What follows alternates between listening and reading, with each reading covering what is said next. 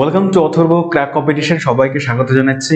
আজকের আলোচ্য বিষয় হচ্ছে শিলা টানেল। এটা ভীষণ ইম্পর্টেন্ট একটা টপিক, তার কারণ এটার স্ট্র্যাটেজিক লোকেশন। কিছুদিন আগে আমাদের প্রধানমন্ত্রী নরেন্দ্র মোদী অরুণাচল প্রদেশ গেছিলেন এবং সেখানে এই শিলা টানেলকে উদ্বোধন করেছেন। এটা বাইলেনের একটি রোড টানেল, সেখানে হচ্ছে অল ওয়েদার রোড কানেক্টিভিটি দেবে। অরুণাচল প্রদেশের তাওয়াং ভ্যালিকে জুড়বে হচ্ছে আসামের তেজপুরের সাথে। তো এই জন্য এটা বেশি ইম্পর্টেন্ট।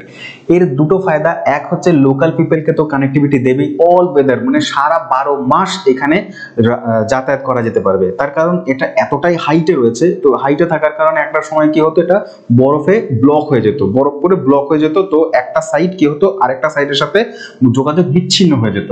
কিন্তু এখন এই টানেলের জন্য এই অঞ্চল সারা বছর যোগাযোগ থাকবে। দুটো ফায়দা, এক হচ্ছে লোকাল পিপলের ট্রাভেলে কোনো অসুবিধা হবে না। 2 নম্বর সব থেকে বেশি যেটা ইম্পর্টেন্ট, যার জন্য একটি শিলা টানেলকে বানানো হয়েছে, সেটা হচ্ছে ডিফেন্স রিলেটেড। ইন্ডিয়ান আর্মিকে অল ওয়েদার রোড কানেক্টিভিটি সারা বছর সাপ্লাই দেবে এই শিলা টানেল। তার কারণ এই যে তাওয়াং ভ্যালি, এটা হচ্ছে পুরো অরুণাচল প্রদেশের বর্ডার, চায়না এবং অরুণাচল প্রদেশের বর্ডার অঞ্চলে অবস্থিত, তাই এটা খুব বেশি ইম্পর্টেন্ট। চলো এবার শুরু করব। ফার্স্ট থেকে লাস্ট দেখতে হবে এই টানেল সম্পর্কে এবং চায়নার অ্যাগ্রেশনকে আটকানোর জন্য বিগত 10 বছরে নর্থ ইস্টে গভর্নমেন্ট অফ ইন্ডিয়া কি কি ইনিশিয়েটিভ নিয়েছে এবং নেওয়া উচিত আরো কি কি নিচ্ছে, সেগুলোই আলোচনা করবো এই ভিডিওর মাধ্যমে। চলো তাহলে স্টার্ট করি। Education, forest, weight and measure, previous year CGL এর যত জিকের ক্লাস নিয়ম বদলা কোনো রায় যদি অধিকারের বাইরে দেখো এইটা হচ্ছে এই যে রেড কালারের যে তুমি দেখতে পাচ্ছ, এটা হচ্ছে ম্যাকমোহন লাইন। একদম এইখান থেকে শুরু হয় এখান এই পর্যন্ত। 1914 সালে 1914 কি হচ্ছিল, ব্রিটিশ গভর্নমেন্ট চায়না এবং ভারতবর্ষের বর্ডারকে ডিফাইন করবার জন্য এই ম্যাকমোহন লাইন কাটা হয়েছে। পরীক্ষায় প্রশ্ন আসবে ম্যাকমোহন লাইন কোন কোন দুটো দেশের মধ্যে রয়েছে, ইন্ডিয়া এবং চায়নাতে, অরুণাচল প্রদেশে, ঠিক আছে। তো এই ম্যাকমোহন লাইনের এই পোর্শনটাতে, এই জায়গাটাতে যে একটা ভ্যালি অবস্থিত রয়েছে, যেটা তাওয়াং ভ্যালি। তাওয়াং ভ্যালিতে ভারতবর্ষের বৃহত্তম মনাস্ট্রিও রয়েছে। তাহলে ভারতবর্ষের বৃহত্তম মনাস্ট্রি কোথায়? তাওয়াং ভ্যালিতে, তাওয়াং মনাস্ট্রি। এটাও পরীক্ষায় আসে, ইম্পর্টেন্ট, ঠিক আছে। তো আগের স্লাইডে এবার আলোচনা করব অরুণাচল প্রদেশ সম্পর্কে, একটু ব্রিফ ইন্ট্রোডাকশন দেবো, তার কারণ অরুণাচল প্রদেশ সম্পর্কে আমাদের জানা খুব ইম্পর্টেন্ট।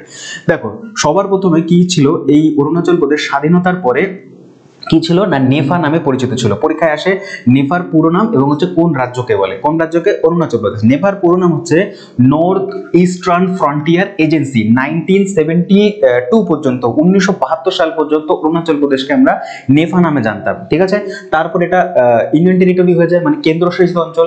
এবং 1987 সালে 55তম অ্যামেন্ডমেন্টের মাধ্যমে 55 অ্যামেন্ডমেন্টের মাধ্যমে এইটাকে স্টেট বা পূর্ণ রাজ্যের মর্যাদা দেওয়া হয়। মনে রাখবে অ্যামেন্ডমেন্টটা 55তম অ্যামেন্ডমেন্ট 1986 সাল, এবং এটাকে স্টেট বানানো হয়েছিল 1987 সালে, ঠিক আছে। আর 1987 সালে আরেকটা কেন্দ্রশাসিত অঞ্চলকে পূর্ণ রাজ্যের মর্যাদা দেওয়া হয়েছে, সেটা হচ্ছে কি গোয়া, ঠিক আছে। আমি এখানে লিখে যে মার্ক করেছি, যেখানে দেখো গোল করে মার্ক করা আছে, এইটাই হচ্ছে গোয়া। গোয়াও হচ্ছে 1987 সালেও কি করা হয়, এটাকে রাজ্যের মর্যাদা দেওয়া হয়। অ্যামেন্ডমেন্ট মনে রাখবে 55তম সংশোধনী, সেটা হচ্ছে অরুণাচল প্রদেশ। আর 56তম অ্যামেন্ডমেন্ট, যেটা 56তম সংবিধান সংশোধনী, সেটা হচ্ছে গোয়ার জন্য, ঠিক আছে। আচ্ছা, 20 ফেব্রুয়ারি ডেট মনে রাখবে অরুণাচল প্রদেশের। এবার অরুণাচল প্রদেশের লোকেশনটা খুব ইম্পর্টেন্ট, তার কারণ অরুণাচল প্রদেশ এমন একটা স্টেট, যেই স্টেটের 3 দিকেই আন্তর্জাতিক সীমানা রয়েছে 3টে দেশের সাথে।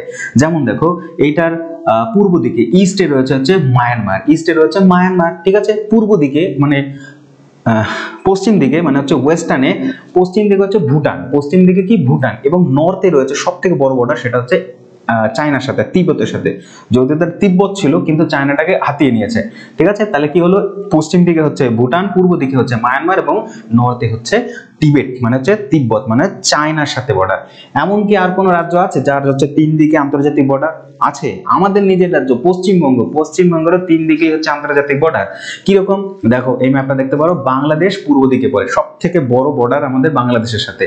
তারপরে উত্তর পূর্ব দিকে ভুটান পড়ে, ঠিক আছে, আলিপুরদুয়ারের ওই পোর্শনটুকুনি ভুটান, এবং হচ্ছে উত্তর পশ্চিম দিকে নেপালের সাথে একটুখানি আন্তর্জাতিক বর্ডার। তো তিনটে দেশের সাথে আমাদের পশ্চিমবঙ্গেরও আন্তর্জাতিক সীমানা রয়েছে, কিন্তু এক নাগারে নয়। অরুণাচল প্রদেশ যেমন এক নাগারে পুরো, আমাদের পশ্চিমবঙ্গের এক নাগারে নয়, তিনটে রাজ্যের সাথে। আর আছে আরেকটা আছে সিকিমেরও হচ্ছে তিন দিকেই আন্তর্জাতিক সীমানা, যেমন পশ্চিম দিকে নেপাল, পূর্ব দিকে ভুটান, উত্তর দিকে চায়না, ঠিক আছে। তো এই হচ্ছে ব্যাপার। আর কোনো আছে স্টেট? তাহলে তিনখানা রাজ্য হলো যাদের তিন দিকেই আন্তর্জাতিক সীমানা তিনটে দেশের সাথে। ত্রিপুরারও তিন দিকেই আন্তর্জাতিক সীমানা, কিন্তু একটা দেশের সাথে, বাংলাদেশের সাথে। মিজোরাম, এই যেটা মিজোরামেরও তিন দিকে আন্তর্জাতিক সীমানা, সেটা হচ্ছে দুটো রাজ্যের সাথে। দুটো রাজ্য কি কি?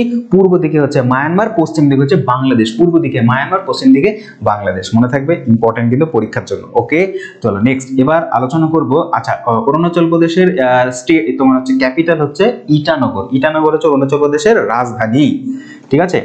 এইবার আসল কথাতে আসি, যেটা আলোচ্য বিষয় আজকের ভিডিওতে, সেটা হচ্ছে মোটামুটি 3000 মিটার, হিমালয়ের 3000 মিটার উচ্চতাতে যেখানে বরফ পড়ে জমে যায় একটা সময়, সেই জায়গাতে অবস্থিত ছিল একটা পাসটার নাম হচ্ছে শিলা পাস। এবার শিলা পাস নামকরণের একটা হিস্ট্রি আছে, সেই হিস্ট্রিটা জানতে হবে আমাদের। 1962-তে যখন নাকি ইন্ডিয়া এবং হচ্ছে চায়নার 1962-তে যখন ইন্ডিয়া চায়নার অ্যাগ্রেশন হয়, মানে ওয়ার হয়, যুদ্ধ হয়, সেই যুদ্ধে কি হয়েছিল, প্রথমে যখন নাকি আমাদের ভারতের বর্ডার মানে ম্যাকমোহন লাইন ক্রস করে যখন নাকি ইন্ডিয়ান মানে চাইনিজ চ্যাংচং গুলো, মানে চ্যাংচং এর যে সমস্ত আর্মিজ গুলো ভারতবর্ষে প্রবেশ করছে, তখন স্থানীয় দুটো মেয়ে, বালিকা, ছোট মেয়ে, তারা বুঝতে পারে, এবং সেইখানকার ইন্ডিয়ান আর্মি যে পোস্টিং এ ছিল তার নাম হচ্ছে জসবন্ত সিং রাওয়াতকে রিপোর্ট করে। মেয়ে দুটোর নাম হচ্ছে, একজন বড় বোনের নাম হচ্ছে শিলা, এবং হচ্ছে ছোট হচ্ছে তোমার নুরা। শিলা এবং হচ্ছে নুরা, এরা দুজন এই রাওয়াতকে কনফার্ম করে। রাওয়াত সাপ্লাইয়ের জন্য ইয়ে করে, মানে ইন্ডিয়ান আর্মিকে বলে দেয় যে এরকম এরকম অ্যাগ্রেশন হতে চলেছে, কিন্তু ওই যে পুয়ার কানেক্টিভিটি। 1962 যে যুদ্ধটা, সেটা আমরা হেরেছিলাম, অনেকগুলো কারণ ছিল, তার মধ্যে গুরুত্বপূর্ণ কারণ ছিল হচ্ছে আমাদের ভারতবর্ষের দিকে সব থেকে পুয়ার কানেক্টিভিটি, যোগাযোগ ব্যবস্থা খুবই দুর্বল ছিল। তাই সাপ্লাই যেতে যেতে, অত হাইটে, অত উঁচুতে সাপ্লাই যেতে যেতে অনেক দেরি হয়ে যেত। উল্টো দিকে ফায়দা পেতে হচ্ছে চায়নার আর্মিগুলো, তাদের সাপ্লাই এবং খুব তাড়াতাড়ি চলে আসতো, ব্যাক সাপোর্ট খুব তাড়াতাড়ি চলে আসতো, সেই কারণে তারা বেনিফিটে ছিল, ঠিক আছে। তো এটাও একটা কারণ 1962 ওয়ার হারার আমাদের। তো সেই কারণে সাপ্লাই আস্তে আস্তে অনেক দেরি হয়ে যায়, এই যে কনফ্লিক্ট হয় ওদের সাথে, রাওয়াতের সাথে, রাওয়াতের ডেথ হয়, এবং শিলারও মৃত্যু হয়েছিল, শিলা নামে যে মেয়েটি, এবং হচ্ছে নূরা নামে মেয়েটি। তো এখানে যে পাসটা ছিল, পাস কি সেটা কিন্তু আমি একটা ভিডিওতে বলেছি, সেই ভিডিওটা দেখতে পারো। সেটা হচ্ছে আমি কিছুদিন আগে হিমাচল প্রদেশে অটল টানেল উদ্বোধন হয়েছিল, নরেন্দ্র মোদী উদ্বোধন করেছিলেন অটল টানেল। আমি এই ভিডিওতে আমি বলেছিলাম, এই ভিডিওটা দেখতে পারো, এই ভিডিওর মধ্যে অটল টানেল সম্পর্কে ডিটেলস বলেছি, এবং পাস কি, ভ্যালি কি, সবকিছু ওখানে ডিটেলসে বলা আছে, তাই আমি এখানে আর বলছি না। ওই ভিডিওটা দেখলে তোমাদের পরিষ্কার হয়ে যাবে অ্যাকচুয়ালি মাউন্টেন পাস কি হয়। তো এখানে একটা পাস ছিল, পাসটার নাম হচ্ছে পরবর্তীকালে শিলার নামে নামকরণ করে দেওয়া হয়, শিলা পাস। এবং এখানে একটা ঝর্ণা ছিল, ঝর্ণাটার নাম রাখা হয় নুরার নামে, ঠিক আছে। এই হচ্ছে গল্প। তো সেই জায়গাতেই, সেই শিলা পাসেই শিলা টানেল উদ্বোধন করা হয়েছে। একটা রোড ছিল টানেল পাসের মধ্যে দিয়ে, সেই রোডটা কি হতো, জ্যাম হয়ে যেত, মানে বরফ পরে কি হয়ে যেত, পুরোপুরি ব্লক হয়ে যেত। তো সেখানে দুটো টানেল বা দুটো গুহা করা হয়েছে, কাটা হয়েছে, কেভ কাটা হয়েছে। একটা হচ্ছে তোমার টানেল নাম্বার 1, আরেকটা হচ্ছে টানেল নাম্বার 2। যেটা টানেল নাম্বার 2, সেখানে দুটো পাশাপাশি দুটো রয়েছে, তোমার টানেল রয়েছে, একটা হচ্ছে বড়, একটা হচ্ছে সরু আর কি, ঠিক আছে। তো এটা বলা হচ্ছে, দেখো, টানেল, শিলা tunnel, Arunachal Pradesh, Narendra Modi prime minister, তিনি ইনগরেশন করেছেন ওয়ার্ল্ডের লংগেস্ট বাই লেন টানেল। এটা বাই লেন টানেল, যেটা হচ্ছে 13,000 ফিট উচ্চতাতে অবস্থিত, 13,000 ফিট উচ্চতাতে অবস্থিত, এবং এটা হচ্ছে একটা স্ট্র্যাটেজিক লোকেশনে অবস্থিত, যেটা হচ্ছে ইন্ডিয়ান আর্মি এবং লোকাল পিপলকে বুস্ট করবে, ঠিক আছে।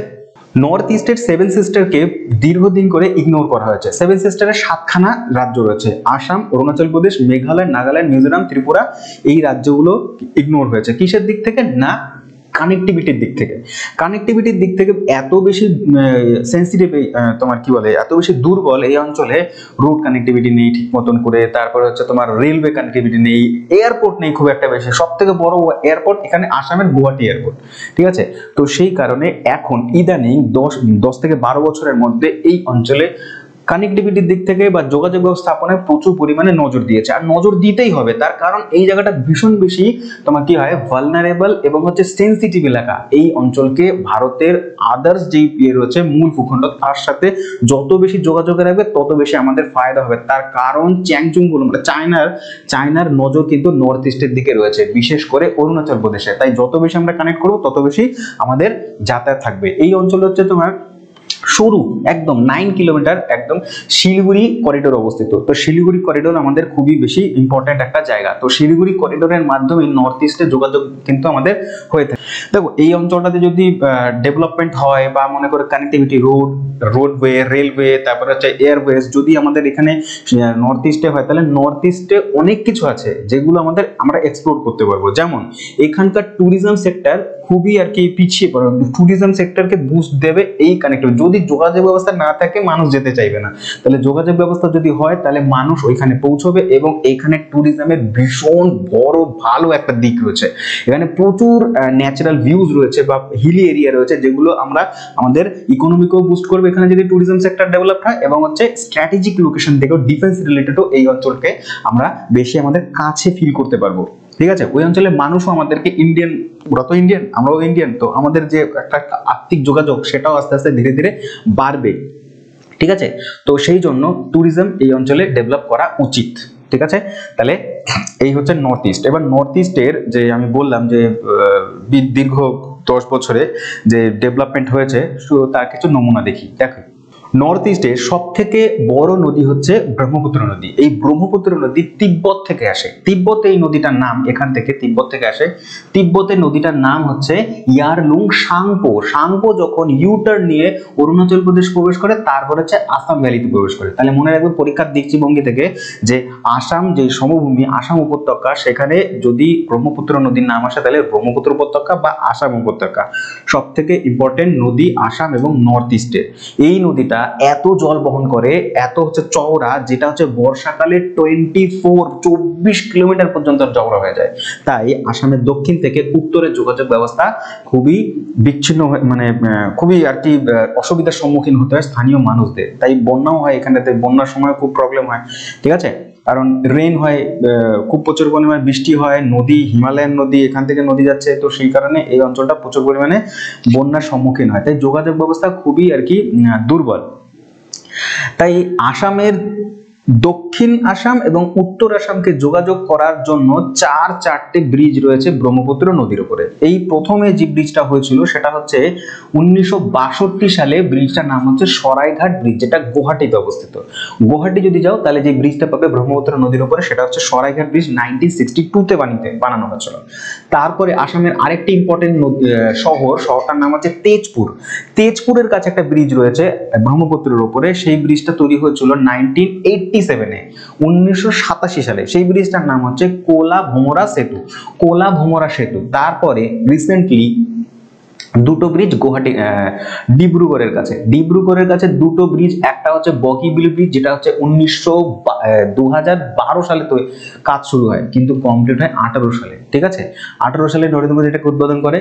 বগিবিল ব্রিজ মনে রাখবে ডিব্রুগড়ের কাছে ইম্পর্টেন্ট একটা ব্রিজ। ঠিক আছে, দেন হচ্ছে ডিব্রুগড়ের কাছে একটু নর্থে চলে গেলে সেখানে একটা ব্রিজ পাবো, সেটা হচ্ছে বলা হয় ধোলা সাদিয়া ব্রিজ। এগুলো অরুণাচল প্রদেশকে কিন্তু আরো বেশি ক্লোজ এনে দেবে আমাদের কাছে।